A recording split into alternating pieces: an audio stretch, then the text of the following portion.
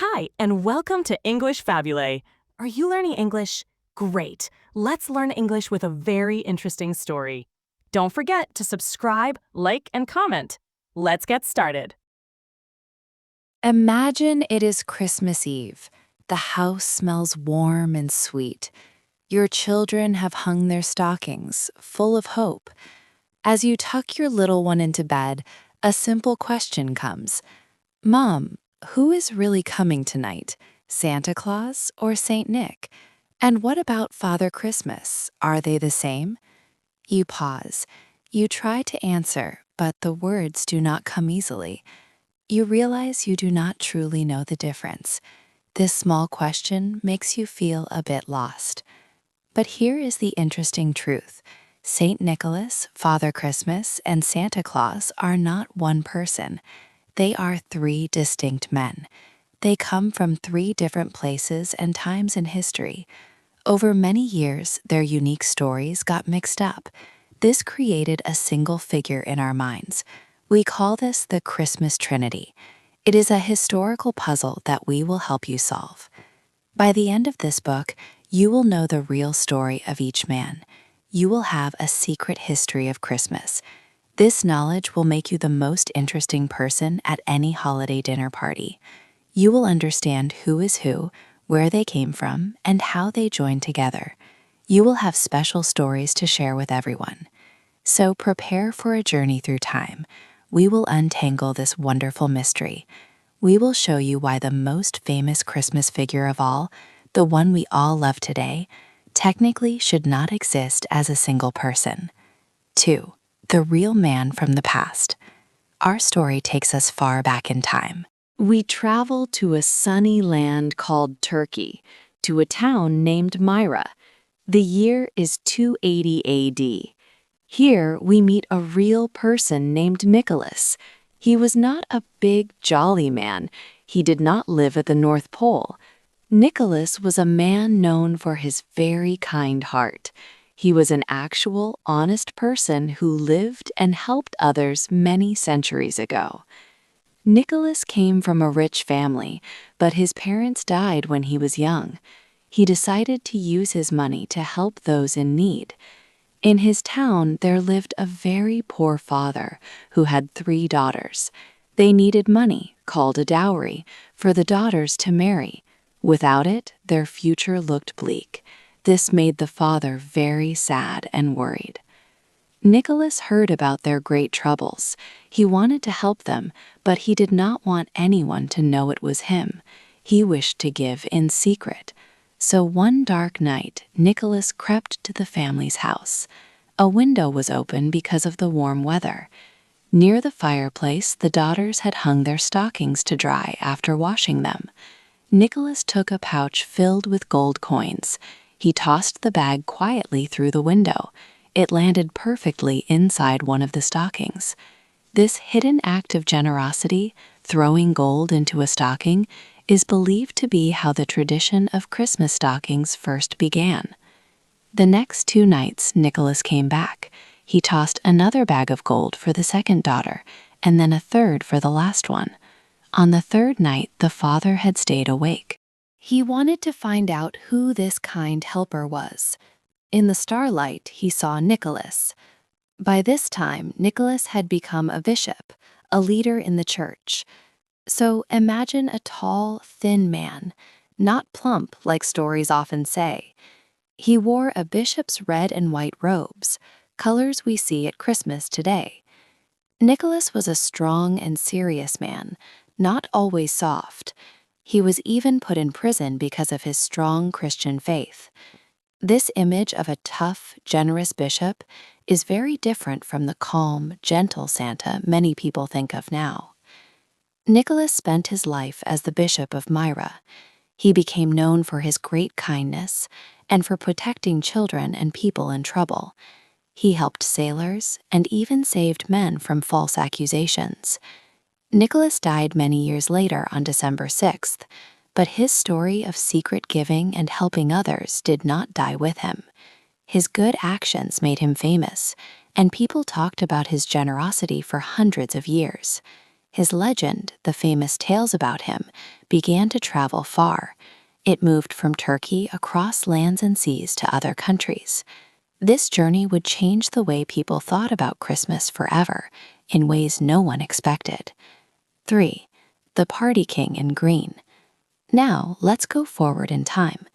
We travel about 800 years from St. Nicholas, sailing across the sea to medieval England. Here, we meet someone very different, Father Christmas. If St. Nicholas was quiet and gave gifts in secret, Father Christmas was loud and loved parties. He was the life of every gathering, sometimes known as Sir Christmas. The surprising truth is, Father Christmas originally did not care about children or toys. His job was to make sure adults had fun. He was the true king of celebration. You would see him in a long green robe. This green color was important, showing the hope of spring. His robe was often lined with fur. He wore a crown made of holly or mistletoe. He carried a big bowl of spiced wine or ale, called a wassail bowl, encouraging everyone to drink and be merry. He had a big, jolly beard, too. Father Christmas was like the spirit of Christmas itself. He did not sneak around at night. Instead, he went from house to house, spreading joy and making sure everyone was celebrating. He led the fun with caroling, singing for treats, and general merrymaking. He brought a happy spirit to everyone, but his gift was the overall party mood of the season, not presents for children. In the mid-1600s, a group called the Puritans came to power in England. They believed all the parties and fun of Christmas were wrong, so they made Christmas celebrations illegal.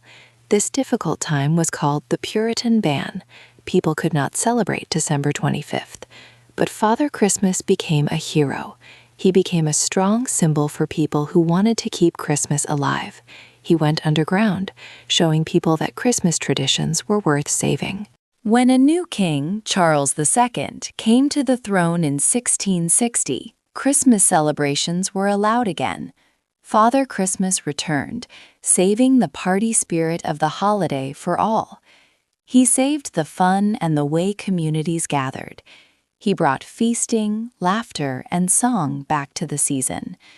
But Father Christmas still did not have something very important.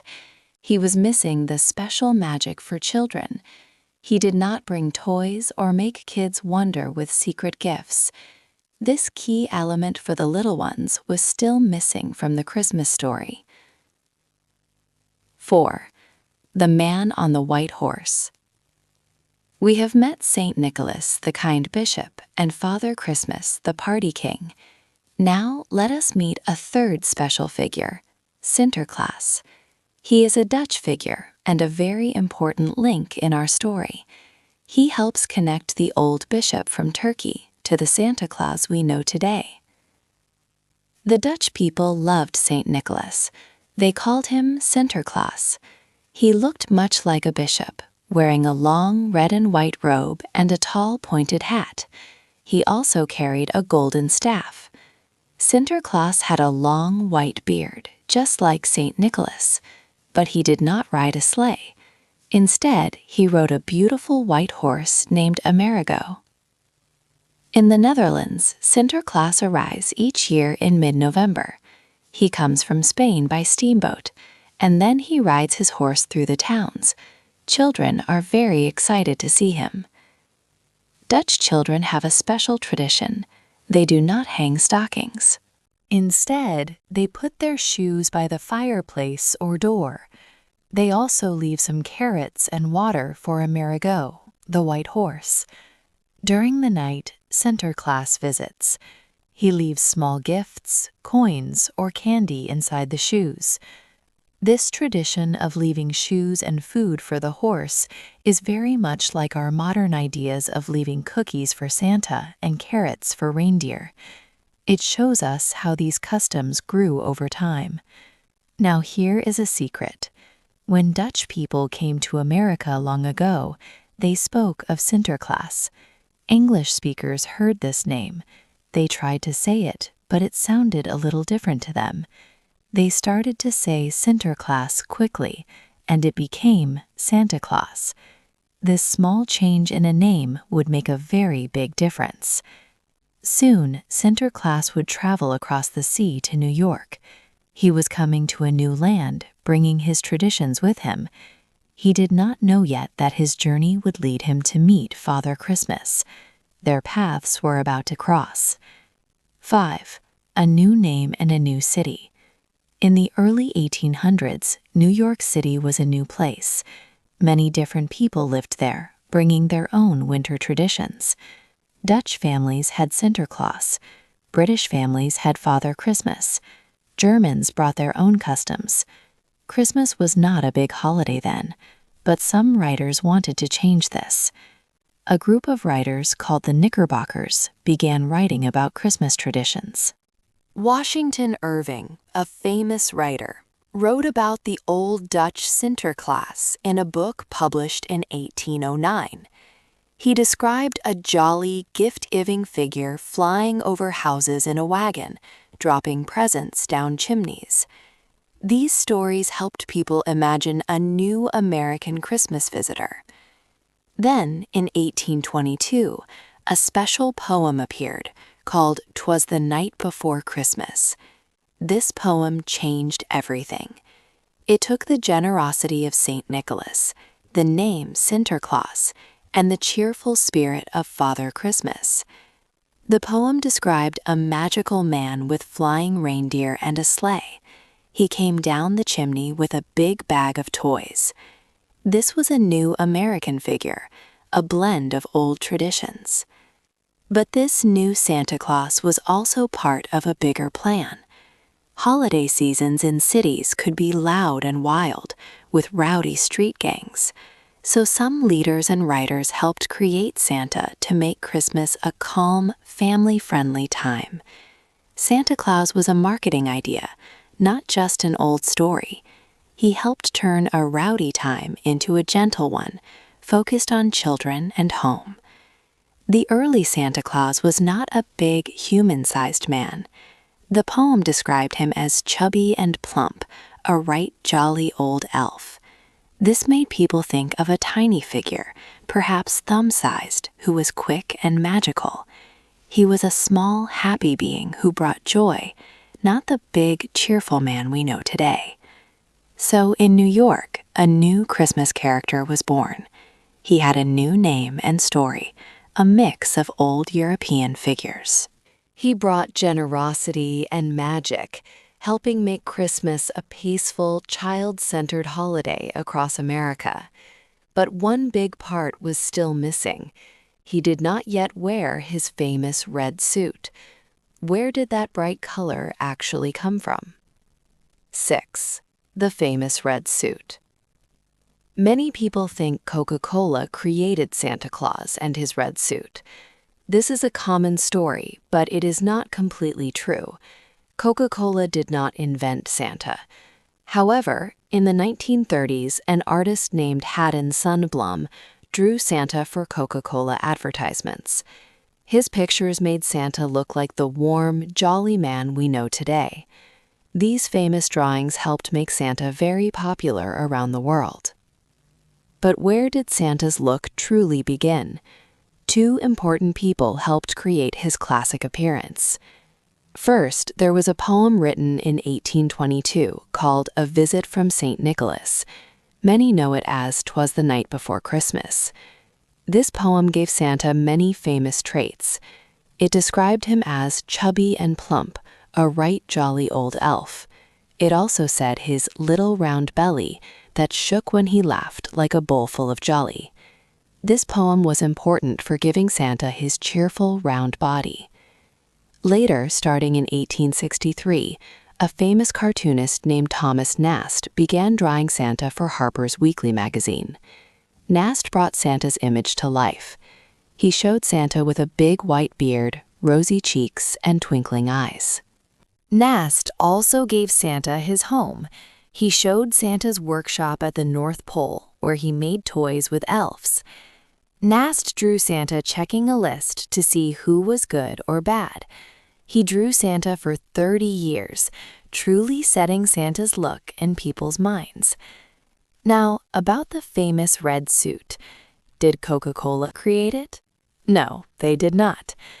Thomas Nast made the red suit popular in his drawings, but the idea for the red color came from an even older tradition. Remember Nicholas, the kind bishop from chapter 2? He wore special church clothes called bishop's robes. These robes were often red and white. So the red color of Santa's suit connects back to the very first gift giver, Saint Nicholas, and his traditional clothes. Finally, the American Santa was complete. He had his name, his flying sleigh and reindeer, his North Pole workshop, and his iconic red suit. He was ready to spread happiness and wonder. Yet this new American Santa was not accepted by everyone right away.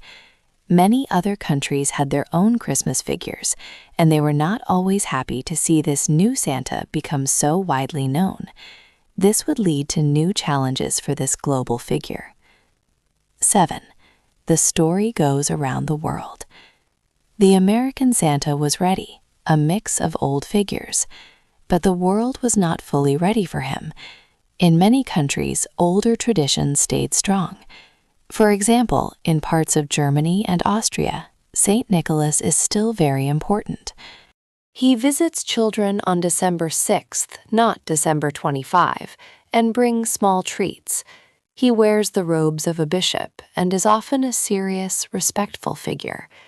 This Saint Nicholas is different from the jolly, red-suited American Santa. It is like two Christmas figures are still in a friendly fight for people's hearts and traditions. People in these places often keep their own old ways, even as the new American Santa becomes more known globally. These countries also have other interesting figures. Some even have anti-Santas. One famous one is Krampus, seen in the Alpine regions. Krampus is a scary helper who comes with St. Nicholas. He does not bring gifts like Santa. Instead, Krampus might carry chains or a stick. His job is to scare or punish children who have been bad. This is a very sharp contrast to the kind, gift-giving Santa Claus known in America. Such figures show that Christmas traditions around the world are very rich and can be very different from each other. Not every child waits for a jolly man with toys. Some fear a more stern visitor. We have seen how St. Nicholas, Father Christmas, and Sinterklaas all combine to make the American Santa. Their stories are a wonderful mix of real history and invented tales. But if these figures are just stories, why do they feel so real and important to us?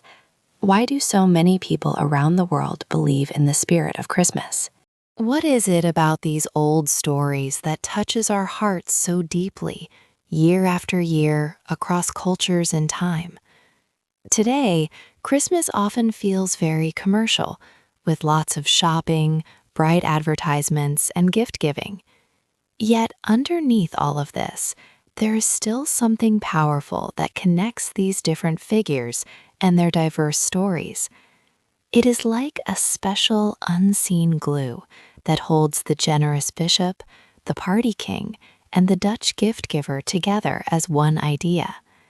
This glue gives Christmas its true magic, no matter how much it changes over time. What is this hidden connection that makes it all feel so real? It is time to find the answer. 8. The answer to the mystery. We have reached the end of our journey. Now you know the true answer to the Christmas mystery. 3 distinct men from different times and places came together to create one very special figure. Saint Nicholas from long ago gave us a kind heart and the idea of secret gifts. Father Christmas from Old England gave us joy, parties, and fun family times.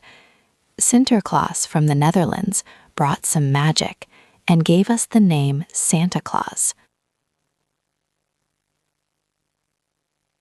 These 3 important traditions merged in America. They made the Santa Claus we know and love today. Our modern Santa carries St. Nicholas's generous spirit.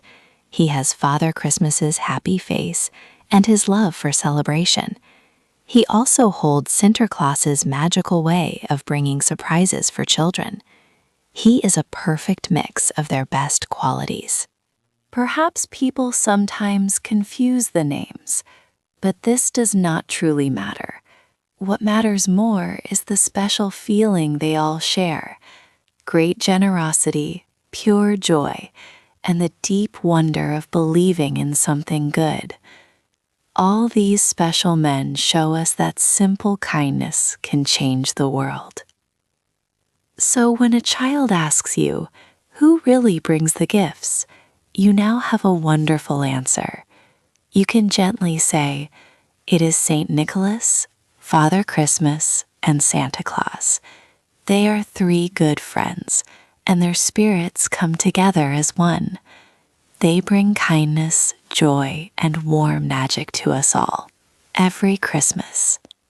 This is the true answer. It is a story of love and giving that has lived for hundreds of years. What part of this amazing Christmas story do you find most interesting or surprising? Hey there! Just a second before you go. If you learned something new today, please give this video a like, write your thoughts in the comments, and subscribe to the channel. It only takes a second, and it really, really helps to create even better English videos for you. Your support means the world.